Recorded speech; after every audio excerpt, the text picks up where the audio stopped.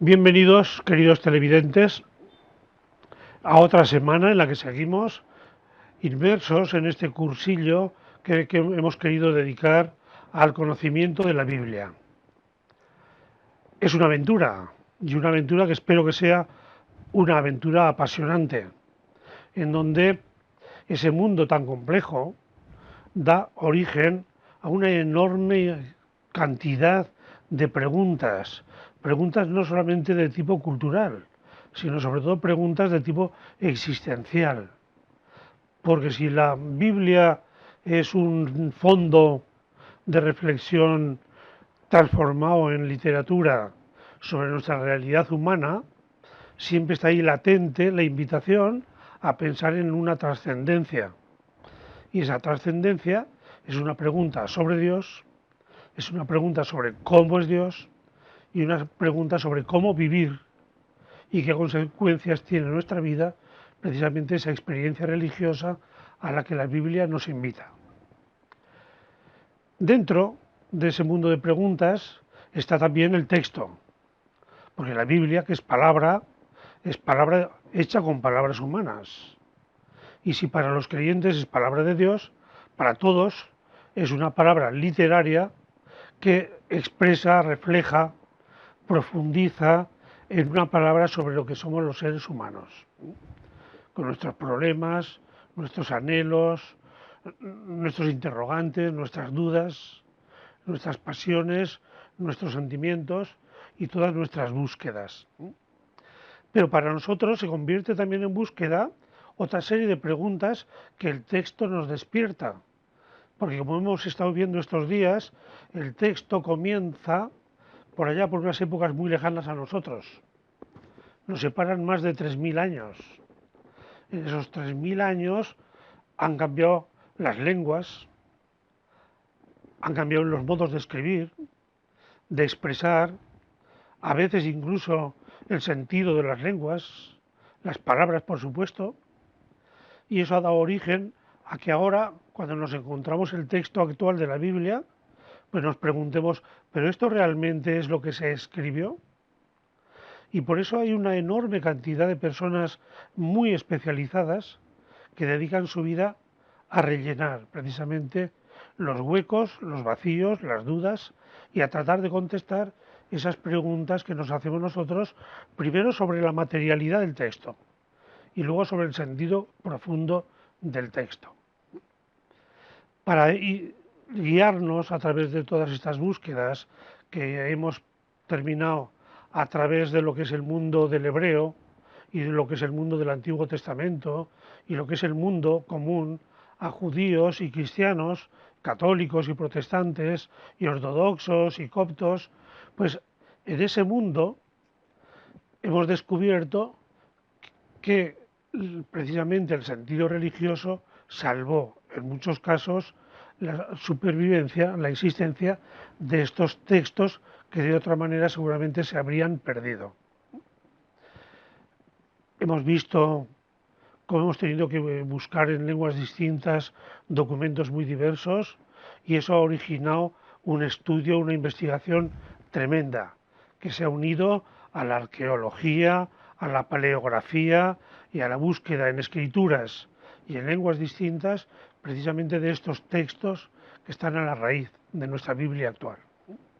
Hoy vamos a dedicarnos a una parte más concreta, que es la segunda parte, diríamos, lo que los cristianos denominamos el Nuevo Testamento, para guiarnos en este proceso de estudio de cómo se formó, qué serie de cosas le han ocurrido, en qué lengua se escribió originalmente, cómo han sido todo el proceso de transmisión, de traducciones, de revisiones, etcétera, pues para eso contamos con un gran especialista en estas cuestiones, que es Joaquín San Martín Ascaso, uno de esos sabios que han surgido aquí en Aragón, que han estado recorriendo el mundo, que hoy lo contamos entre nosotros y que tenemos obligación de aprovechar de su presencia y de explotarlo y exprimirlo todo lo que podamos.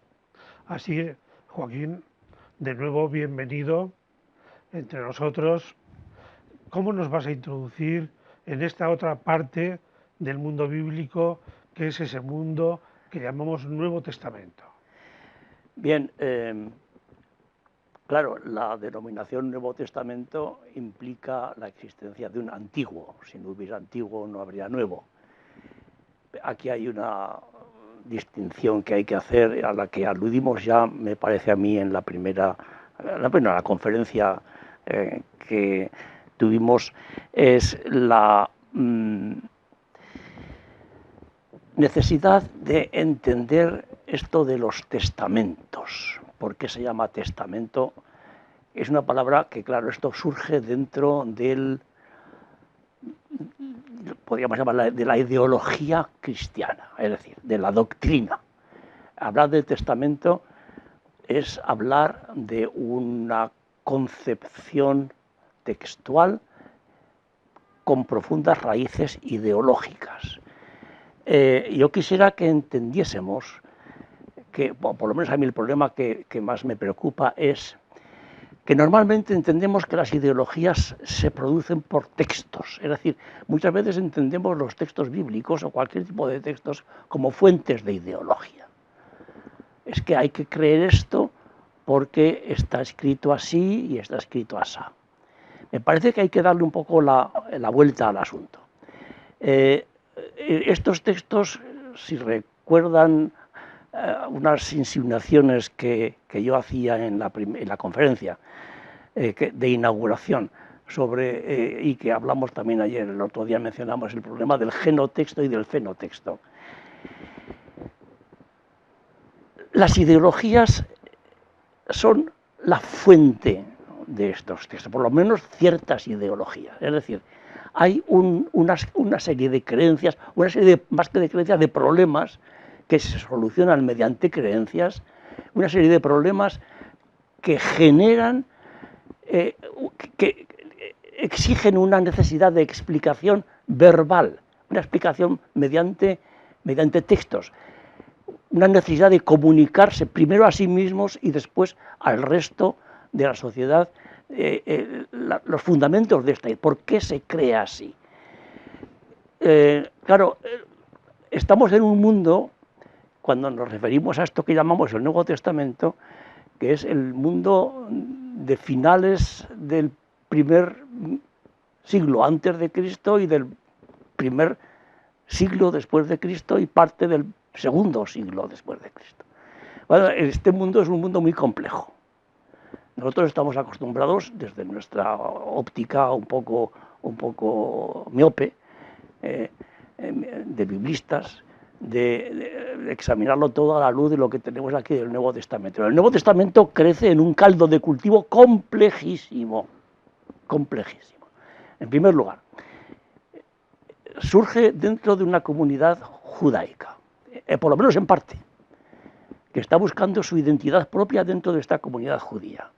Por otra parte, estamos en un mundo en que está triunfando una línea de filosofía neoplatónica y están influyendo de manera poderosísima una serie de mitos más o menos ancestrales de tipo oriental. Y estos tres factores, por una parte el factor judaico, por otra parte el factor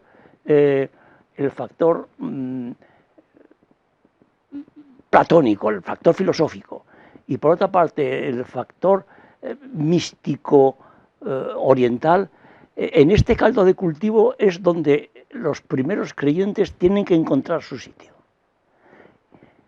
Bueno, el producto de este intento de encontrar su sitio es lo que llamamos el Nuevo Testamento, que ellos no lo entienden en principio como una aserción definitiva, sino como un intento de buscar un camino.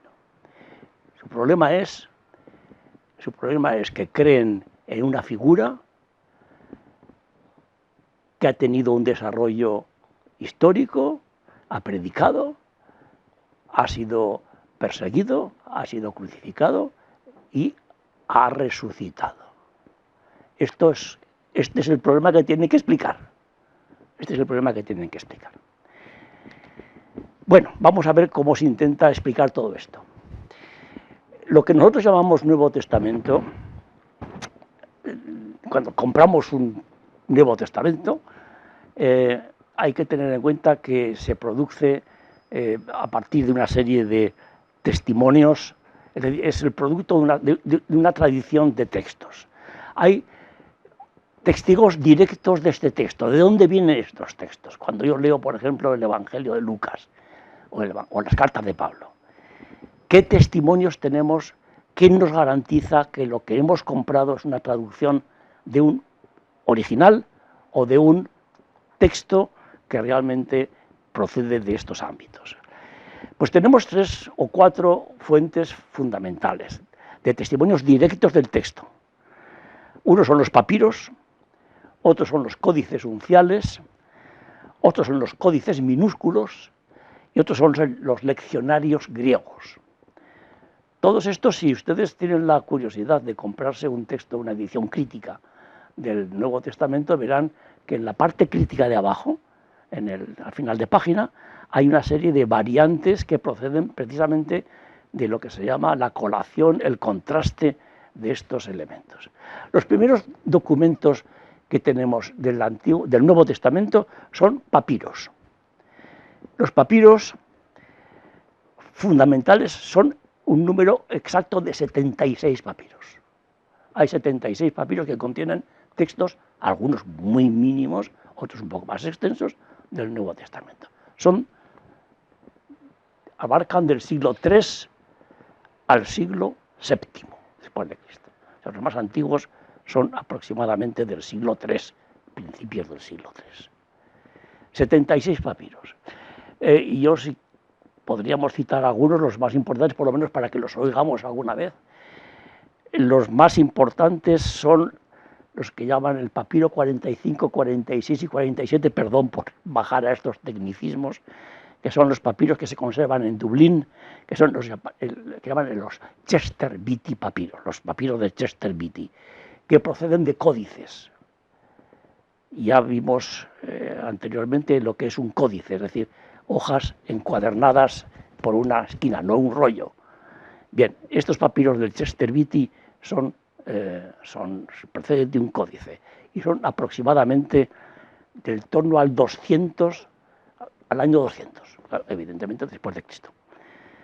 Contienen partes del Evangelio de Mateo, del Evangelio de Marcos, del Evangelio de Juan y cartas paulinas y el Apocalipsis. Otro papiro muy importante es el papiro de Oxford P64, que llaman, que se conserva en el Magdalen College y en Oxford, y que es del torno al 200 también, y que contiene partes del Evangelio de Mateo. Un papiro muy importante también es el papiro que llaman el P66, que es un códice con parte del Evangelio de Juan. Y después tenemos los papiros de Oxirrinco. Oxirrinco es un yacimiento egipcio en el que se ha encontrado pues prácticamente de todo, desde papiros hasta peces embalsamados. Y en Oxirrinco había, al parecer, también una producción de textos, llámelo precristianos, llámelo como quiera, no se puede saber, del torno al siglo III. Y tienen también parte del Evangelio de Marcos, que son del siglo IV, o sea, el Evangelio de Mateo y el Evangelio de Marcos. Estos son los principales papiros. Saben ustedes perfectamente lo que es un papiro, no hace falta que lo expliquemos aquí, me parece a mí. Estos son los puntos más, los textos más antiguos, es decir, no tenemos, en época del siglo II, siglo III, no tenemos ningún texto completo del Nuevo Testamento, ni siquiera un evangelio completo, son siempre fragmentos de diversos textos del Nuevo Testamento. mejor servidos estamos con la segunda parte de los testigos, que son los que llaman los códices unciales. Un códice uncial es un libro ya de más categoría, es un volumen escrito en griego con letras mayúsculas. Eso es lo que significa la palabra uncial, simplemente es escrito con letra mayúscula de la época. No es letra corrida, sino es una letra mayúscula. Quiere decir que es un libro pensado o para el estudio muy serio o para la consulta. Los más importantes son del siglo IV, de todas las 350, etcétera, etcétera. Los más importantes es el Códice Sinaítico, que llaman, que es del siglo IV, el Códice Vaticano, que es del siglo IV, y el Códice Alejandrino, que también de esa época. O sea, Vaticano, Sinaítico y Alejandrino son los códices unciales más importantes. Estos códices unciales tienen prácticamente el Nuevo Testamento completo hasta ciertos huecos, porque son evidentes. Las ediciones del Nuevo Testamento que nos compramos están hechas y traducidas a partir del texto griego reconstruido a partir sobre todo de estos códices unciales. Después tenemos los códices minúsculos. Los códices minúsculos son bizantinos, de en torno a los siglos IX a siglo XV, y son minúsculos no porque sean pequeños, sino porque están escritos con letra minúscula. Es el mismo texto que los textos unciales, que los códices unciales, pero está escrito con letras minúsculas. Tienen la desventaja de que son como más tardíos. Y después hay una parte importante de testimonios directos, que son los leccionarios griegos. En la liturgia griega, bizantina, se leían, obviamente, como se leen las misas católicas, se leen fragmentos del Nuevo Testamento, las epístolas del Evangelio, etc.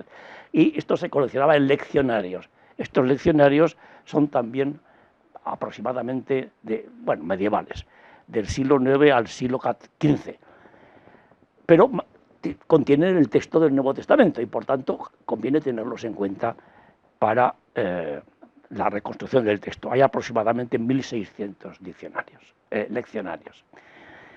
Bien, o sea, papiros, los más antiguos, lo más importante, los códices unciales, códices minúsculos importantes, pero más que nada por la cantidad que hay, y los leccionarios griegos, por lo que implican de tradición litúrgica de lectura del texto griego.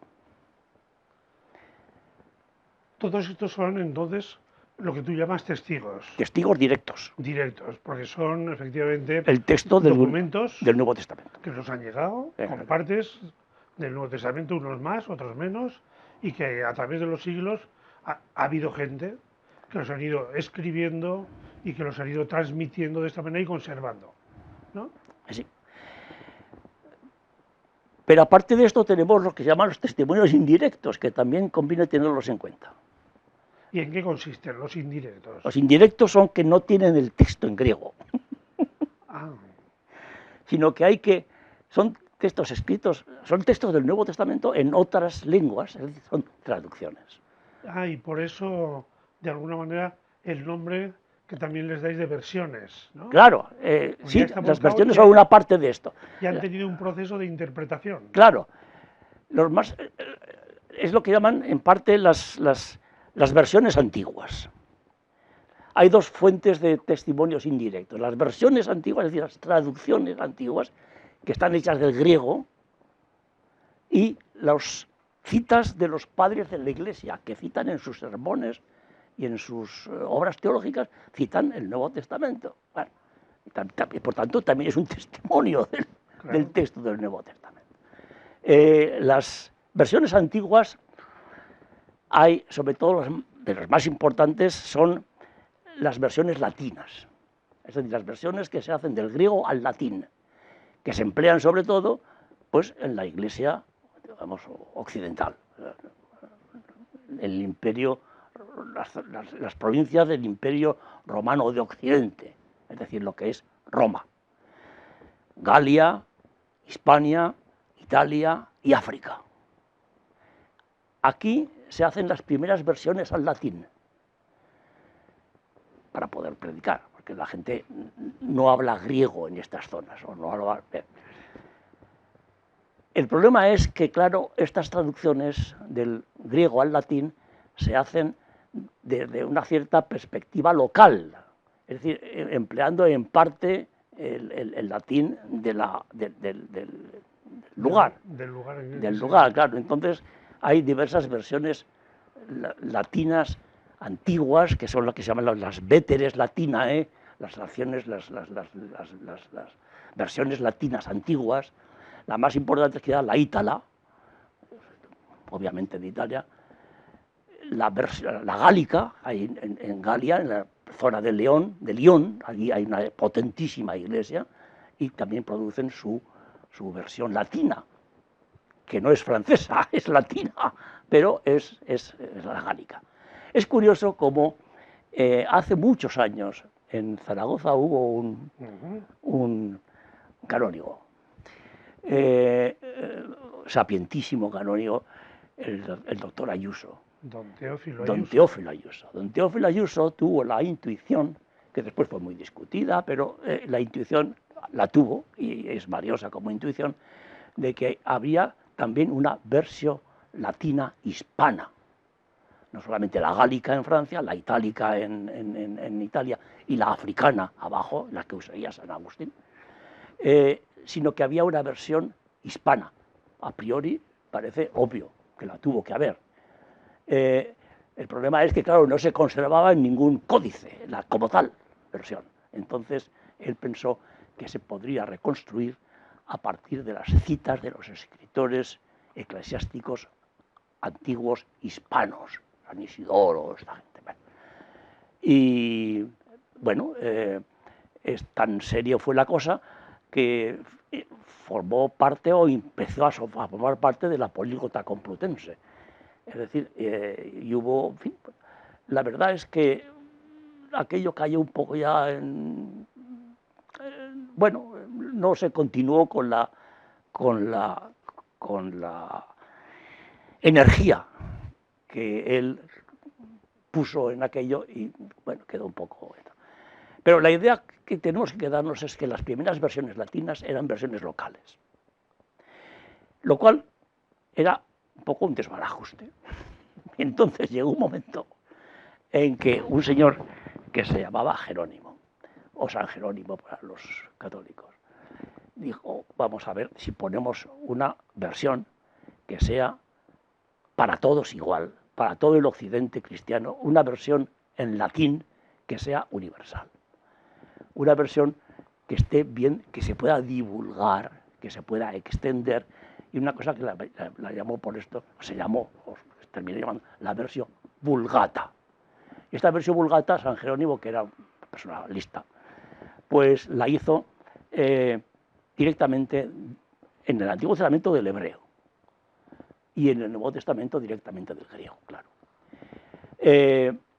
Esta versión latina Vulgata barrió prácticamente hasta cierto punto, porque las cosas hay que son lentas, las demás versiones latinas, y terminó imponiéndose de tal manera que en el Concilio de Trento prácticamente no, de hecho se admitió como la única versión válida al latín, la versión Vulgata de San Jerónimo. Aparte de esta versión latina de San Jerónimo hay otras versiones, la versión siriaca, la pesita que llaman. El siriaco es una lengua aramea, de los arameos cristianos,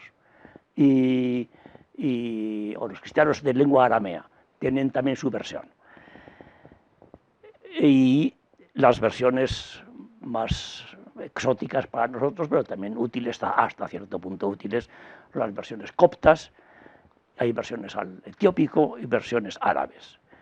Todo esto es muy aprovechable, pero son testimonios, digo, indirectos. A esto se añaden las citas de los padres de la Iglesia, a las que he aludido ya, que son hay que leer los sermones y las obras teológicas para entresacar de los textos de estos padres, que son obviamente los padres griegos, porque los padres latinos citan en latín y no nos interesa los padres griegos. Bien. O sea que vamos avanzando y vemos que hay unas versiones ya más adaptadas a cada lugar, ¿no? Y que luego alguien unifica todas esas versiones En la Vulgata, sí. en una traducción, en lo que se llama la Vulgata. Lo que diríamos hoy, Jerónimo. sí, hoy diríamos, en vez de Vulgata, diríamos estándar. Sí, sería la traducción. Sí, sería la traducción. Sí. Y dentro de los libros del Nuevo Testamento, luego también hay distinciones entre ellos, ¿no?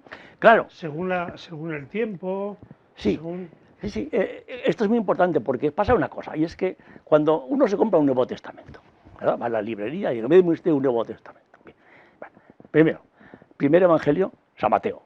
Primero son los evangelios, los 4, uno detrás de otro, impresos así, ¿no? Mateo, Marcos, Lucas y Juan. Bueno, después vienen los Hechos de los Apóstoles, después vienen las cartas de San Pablo, después vienen las demás cartas, y al final termina la traca final, que es el Apocalipsis. Bueno, pues el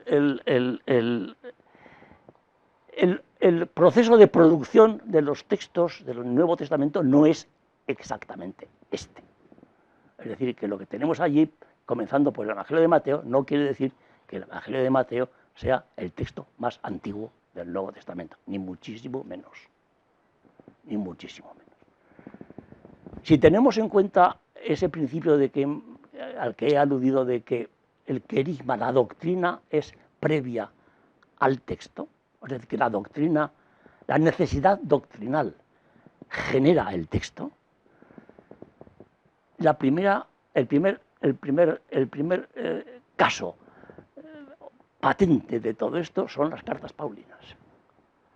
Es decir, que las cartas paulinas son los primeros textos de lo que hoy llamamos el Nuevo Testamento. Si me permites, para ir de alguna manera clarificando, esto que dices tú de que primero es el querigma y después el texto, podríamos compararlo con la necesidad que siente un enamorado de escribir y decir algo sobre su amor, que primero lo siente y siente a la vez el impulso de querer comunicarlo a alguien. Claro, sí, este es el mismo proceso de la creación del Capital de Carlos Marx. Carlos Marx tiene una intuición, que es que el proletariado tiene que unirse y combatir el capitalismo. Este es el genotexto. Es el genotexto. El impulso. Este es el genotexto. Esto lo tengo claro y lo tengo que decir. Y lo dice. Pero son dos momentos. Uno primero es la intuición y otro es en los textos religiosos. El querigma, por llamarlo de alguna manera. Se puede llamar doctrina, ideología, llamémoslo como queramos, ¿no? Preocupaciones intelectuales.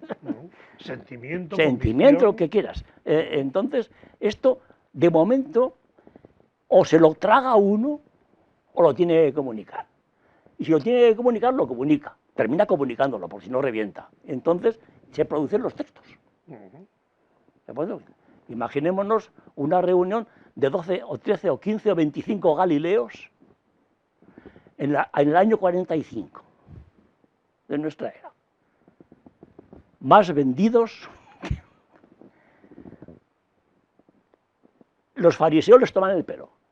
Los romanos los miran de reojo, porque los romanos miraban de reojo a todos los que no eran romanos.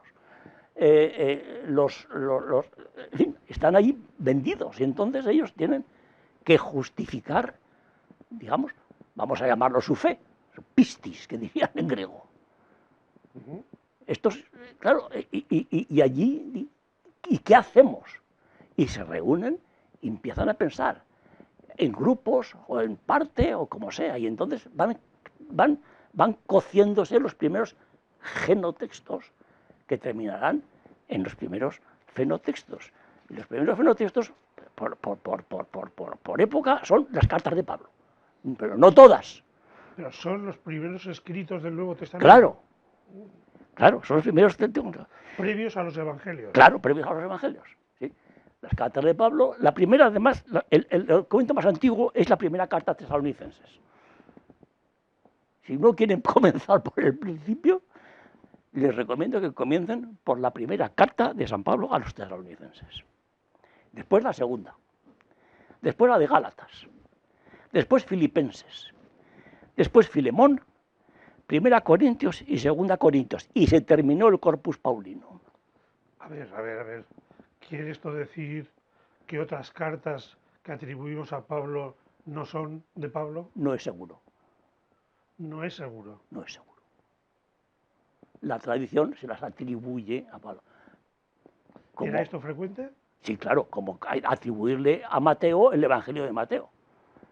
Y atribuirle a Marcos el Evangelio de Marcos. Y atribuirle a Lucas el Evangelio de Lucas. Y atribuirle a Juan el Evangelio de Juan.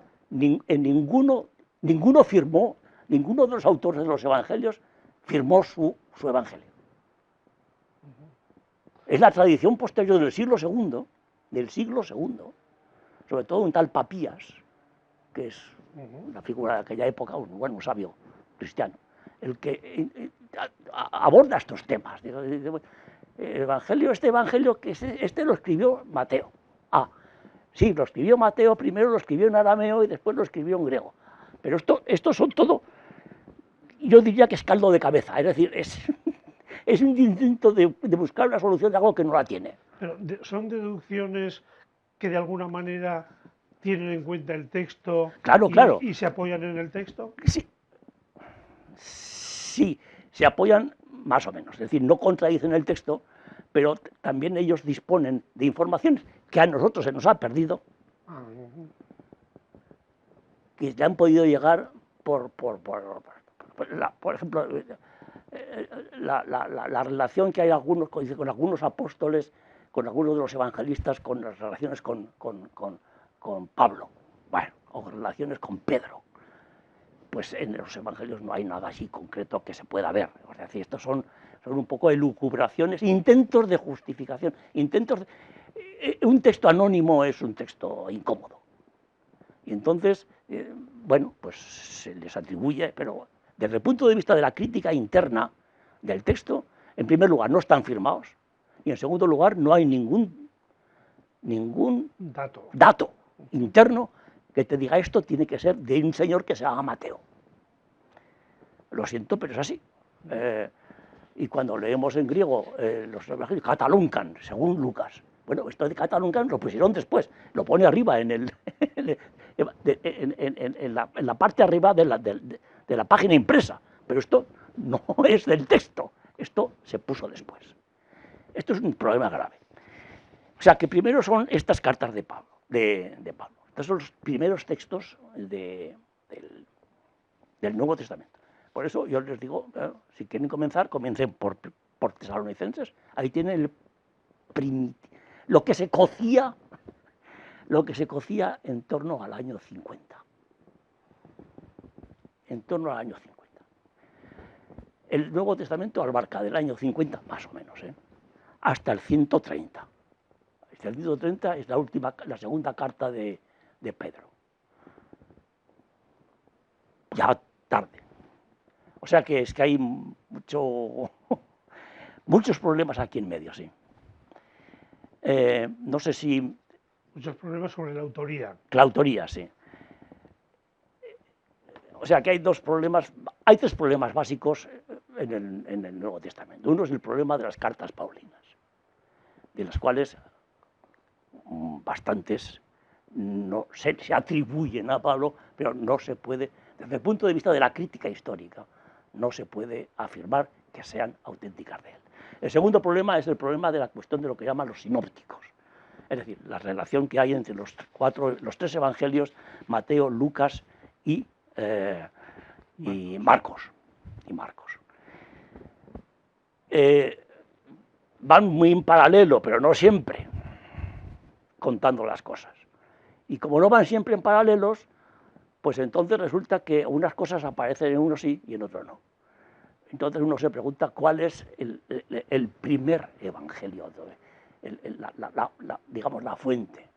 Parece ser que el primer evangelio es el evangelio de Marcos.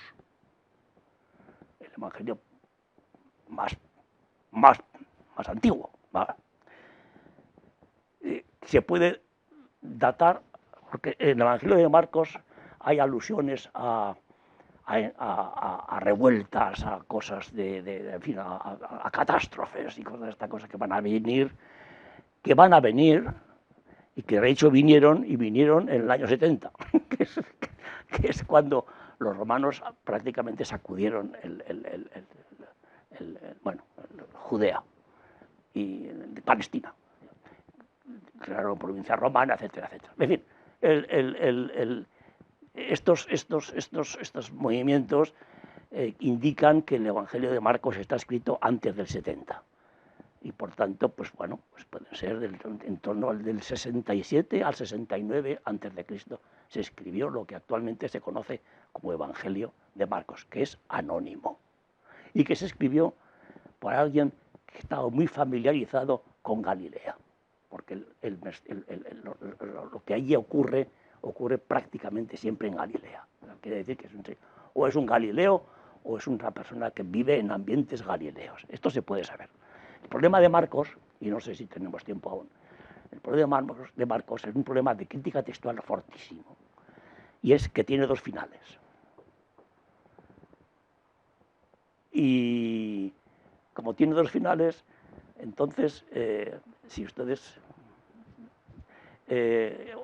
ojean el Evangelio de Marcos, verán que al final, en algunas ediciones, se termina en Marcos 16, versículo 8, y después pone apéndice. Incluso en las versiones católicas, apéndice. Quiere decir que alguien puso después aquello de manera subrepticia. No hay ninguna garantía de que esto... Y además, hay varios códices nupciales lo omiten. O sea que el último capítulo de Marcos es dudoso. Como es dudoso también en San Juan el episodio de la adúltera. Nadie te ha condenado, etcétera, etcétera. Esto es probablemente también un añadido posterior. Bueno, hay mucho que hacer, estudiémoslo con calma y seamos abiertos a los criterios y a los principios y a los métodos de la crítica histórica que puede ayudarnos a entender el texto. Sí. Dos cosas para terminar. Una, sean o no sean escritos originales de Pablo o de los evangelistas a los que se lo atribuimos, pero la comunidad los ha recibido como evangelios o como cartas que para la comunidad sirven como norma y criterio de autentificación de la fe, ¿no? Eso por un lado. Y segundo, entre tantos libros, que habría algunos otros que seguramente se presentaban con pretensiones también, ¿esos otros también fueron recogidos o fueron descartados? Fueron descartados. El problema es el problema del canon. Es decir, el canon significa, en realidad significa caña, caña de medir. Y una medida, vamos a ver, que llega un momento en que esa época es de tanta ebullición que sobreabunda en textos. Y entonces, pues claro, hay textos que, como estos que he nombrado, la tradición los admite. Pero hay otros que cantan un poco. Y si cantan excesivamente, son lo que llaman los apócrifos. Es decir, textos valiosísimos desde el punto de vista ideológico, pero que no consiguen entrar dentro de lo que llaman el canon del Nuevo Testamento. El canon del Nuevo Testamento se fijó de manera relativamente segura en torno al 367. Siglo IV. Siglo IV. Un tal Atanasio de Alejandría, un patriarca de Alejandría. Dijo, señores, esto es lo que hay y lo que aquí no está no sirve. ¿Sería entonces el canon algo así como lo que hoy denominaríamos un control de calidad? Un control de calidad, sí. Para que un control de calidad, sí. Efectivamente los podamos considerar apropiados y otros no los consideremos apropiados. Claro, es que en el siglo II, por ejemplo, hay un señor que se llama Marción. Bueno, este Marción era un predicador cristiano. Este Marción dice, no se admite más que el Evangelio de Lucas. Y no se admiten más que 10 cartas paulinas. Y todo lo demás en el Nuevo Testamento es cuento. Claro, frente a estas posiciones, entonces alguien tiene que decir, señores, vamos a ver, ni tanto ni tan calvo. Es decir, ni entran, porque hay una carta de Clemente a los Corintios, en torno al año 97. Es decir, muy antigua, más antigua que las cartas de Pedro. Y esta no entra en el canon. Y está la Didache, famosísimo documento de los 12 apóstoles, que según la tradición son pensamientos o doctrina de los 12 apóstoles, nada menos, que es en torno al siglo II, comienzo del siglo II, que tampoco consigue entrar en el canon. Pero uno dice, ¿y por qué no entró en el canon?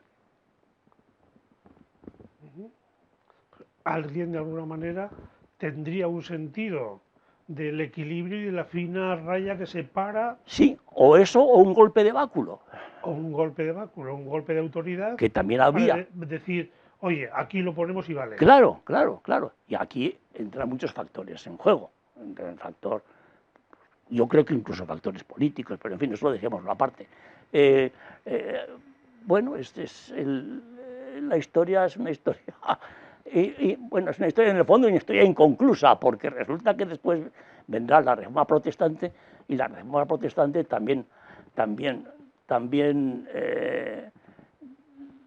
Lutero también excluye una serie de libros. O sea bueno, que, luego a lo largo de la historia, claro, la conveniencia de quién o quién. Sí, y si uno va leyendo los comentarios. ¿Se acepta o no se acepta el control de calidad? Comentarios científicos al Nuevo Testamento, que los hay muy buenos, entonces los mismos críticos actuales van también oscilando en su. Lo importante es la idea de que la doctrina está cociéndose y la doctrina produce textos. Bueno, pues estamos aquí en este proceso, en esta aventura apasionante de ir conociendo la Biblia en sus distintos procesos, y lo estamos haciendo a partir del texto y aplicando los métodos de lo que tú llamas la crítica textual. Pues seguiremos, nos queda todavía una sesión para poder ir clarificándonos y descubriendo estas cosas que nos ayudan a entender ese mundo tan complejo a la que os dedicáis tantas personas tan sabias para aclararnos tantas preguntas que a partir de la Biblia se nos hacen y nos despiertan. Pues yo muy a gusto en colaborar con vosotros y en compartir estas tertulias. Pues muchísimas gracias de nuevo, Joaquín. De acuerdo, muchas gracias.